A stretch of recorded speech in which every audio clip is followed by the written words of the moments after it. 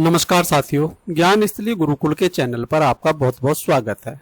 साथियों, 69,000 शिक्षक भर्ती को लेकर मैंने जितनी भी वीडियो बनाई हैं, तमाम वीडियो में मैंने आपसे बार बार स्पष्ट ये कहा है, राज्य सरकार कुछ भी कर ले, राज्य सरकार के करने से कुछ नहीं होगा। जो कुछ होगा वो कानूनी दस्तावेज और संविधान के अनुसार ही होगा।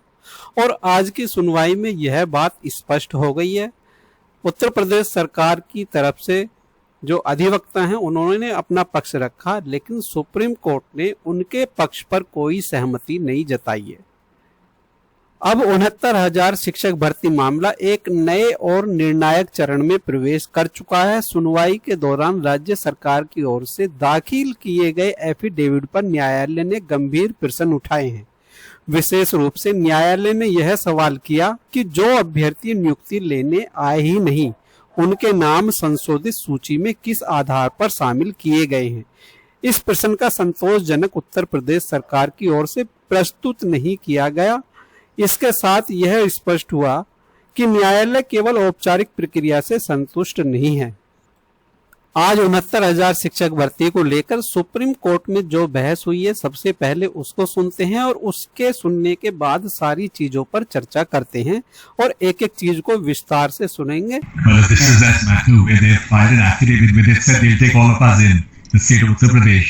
They filed an affidavit yesterday, which Malaz, we have some things to say on that. We just got a copy yesterday. That's one. Number two, going for the tenor of the affidavit, I feel we have to argue the matter, Malaz. But we can put our response to that affidavit and then argue the matter. No, we need to respond to that affidavit. We need to figure out who is on this side and who is on that side. And then... So we had commenced our submissions, if my lord may recall. We had commenced our submissions, then instead of different combination, you have to start again. So that we have to you have to start again. We'll start again. Justice Nagu does not know anything about the matter. No, of course, 100%. The latest affidavit, if Lordship goes through the latest affidavit, astounding statements have been made. 5,000 Malaz who refused to take service. They are again included. They are now again given 4,900. They never joined Malaz. We have to respond. Lordship has an affidavit not made. We need to respond. State of Uttar Pradesh has filed the affidavit. Yes, Yes, ma'am. Yes. Pursuant to Lordship's directions. Yes. Who I beg to appear, my lords. Okay. So, Mr. Gupta, Mr. Goswami, Mr. Dave, all of you want to file? Yes. We need to. We need an affidavit. You also want? Yes, because it's uniformly unfair. they are not going to be disturbed by this affidavit, and we don't have any concern. May I just suggest one thing, Lord? Just as what we have done in 72,000 vacancy, Lord, what we have asked them to prepare category, because there are various categories here also.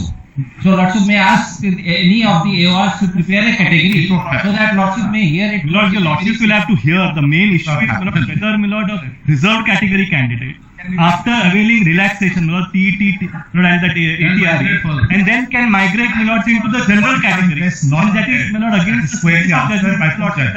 Anyway, in fact, Lordship recall, I had indicated that there were sufficient vacancies, and therefore Lordship had told the state that since there are 128,000 vacancies and there are hardly 10,000, if you can accommodate them, and that is when this exercise started. And that is that. If we have to hear it on merit, why call for responses to the affidavit? Let us set the affidavit aside. My lord is right. Just that we have to put on record. Let us decide on it. One aspect of the affidavit. Yes. No, we will not allow any party to rely on an affidavit. It is a judgment of the High Court. correct, Milord. We will decide whether it is correct or not. Let us not go into why prolong the agony of the people. Even party High Court will have to hear it, so let's forget about the affidavit and yes. I agree. How long will you take? Milord, I'll take. My lord, we were not made to appeal the High Court while this matter, this appeal was decided. No. Because dilatation was in one sentence, issue is whether a meritorious reserve category candidate who takes the benefit at a qualifying stage and not in the final determination of merit is to be considered in a general category or reserve category. That's the only issue. And then I would not put and this is answered by four judges. very recent. Yes, Manas. Point. Where he said you have to go by the rules. And this very rule, Manas, has been considered by this Honorable Court and an interpretation which in my respectful submission. आज की सुनवाई लगभग 20 minute तक चली, जिसमें सभी पक्षों के वरिष्ठ अधिवक्ताओं ने अपने अपने तर्क न्यायालय के समक्ष रखे। सरकार की ओर से वरिष्ठ अधिवक्ता ऐश्वर्या भाटी ने एफिडेविट के आधार पर अपना पक्ष रखा, लेकिन न्यायालय ने एफिडेविट में वर्णित तथ्यों पर सीधे सवाल उठाए। विशेष रूप से न्यायालय ने यह जानना चाहा कि कुछ अभ्यर्थियों ने नियुक्ति ग्रहण ही नहीं की या प्रक्रिया में आगे नहीं बढ़े, तब उनके नाम संशोधित चयन सूची में क्यों बनाए रखे गए हैं। यह प्रश्न पूरी चयन की विश्वसनीयता से जुड़ा हुआ है। साथ ही जज साहब ने यह भी कहा कि अवैध नियुक्तों को बाहर निकाला जाएगा, चाहे उनकी संख्या कितनी भी हो, उनके साथ कोई सहानुभूति नहीं रखी जाएगी। सुनवाई के दौरान न्यायालय ने किसी अंतिम निष्कर्ष पर पहुंचे बिना सभी पक्षों को एक समान अवसर देने का निर्णय लिया। न्यायालय ने निर्देश दिया कि सभी पक्ष एक सप्ताह के भीतर अर्थात अगले सोमवार तक अधिकतम 2-2 पृष्ठों में अपने लिखित ऑब्जेक्शन दाखिल करें। इसके बाद मंगलवार से पुनः नियमित सुनवाई शुरू होगी। अभी डेट नहीं लगी है, लेकिन मंगलवार से सुनवाई होने की पूरी संभावना। जैसे ही डेट लिस्टेड होगी हम आपको तुरंत अवगत करा देंगे। इससे यह स्पष्ट हो जाता है कि न्यायालय विवादित बिंदुओं को व्यवस्थित ढंग से लेकर आगे बढ़ना चाहता है।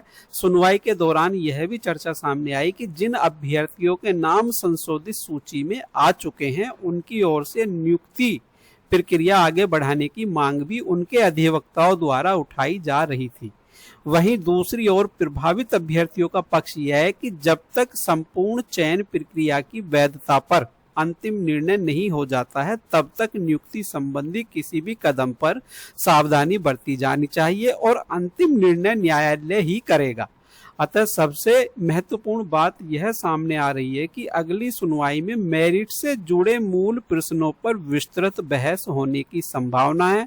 यदि न्यायालय इस निष्कर्ष पर पहुंचता है कि वर्तमान संशोधित सूची में मूलभूत त्रुटियां हैं, तो चयन प्रक्रिया को नए सिरे से देखने की आवश्यकता पड़ेगी। ऐसी स्थिति में यह तर्क सामने आ सकते हैं कि नई मेरिट सूची तैयार करते समय सभी अभ्यर्थियों को आरक्षण नियमों का पूरा लाभ, जिला आवंटन के निर्धारित सिद्धांत और लागू नियमों के अनुसार उचित वेटेज या अन्य वैधानिक प्रावधानों का पालन सुनिश्चित किया जाए। इस प्रकार की प्रक्रिया को कई अभ्यर्थी अधिक पारदर्शी और न्याय संगत मानते हैं और अधिक वक्ताओं का भी यही कहना है कि यदि इस तरह से मेरिट बनती है तो इससे पूरी भर्ती प्रक्रिया का हल हो जाएगा। तो आने वाली सुनवाई बहुत महत्वपूर्ण होने वाली है। आज की सुनवाई ने यह स्पष्ट कर दिया है कि 69,000 शिक्षक भर्ती का मामला अभी निर्णायक मोड़ पर है। अगले सोमवार तक सभी पक्ष अपने लिखित ऑब्जेक्शन दाखिल करेंगे और मंगलवार से मेरिट सहित मुख्य मुद्दों पर बहस शुरू होने की पूरी संभावना है। हम आप तक हर सुनवाई की प्रमाणित और संतुलित जानकारी सबसे पहले पहुंचाते रहेंगे। यदि आपको यह जानकारी उपयोगी लगी है तो वीडियो को लाइक करें, ज्ञान स्थली गुरुकुल के चैनल को सब्सक्राइब करें और अपने सभी साथियों तक इसे शेयर अवश्य करें, ताकि कोई भी अभ्यर्थी महत्वपूर्ण न्यायिक अपडेट से वंचित न रह पाए। और साथियों, एक महत्वपूर्ण बात यह है कि अब अभी को एकजुट होकर का समय आ गया है और अब यह लड़ाई तर्कपूर्ण और सभी नियम और सिद्धांतों के अनुसार ही होनी चाहिए।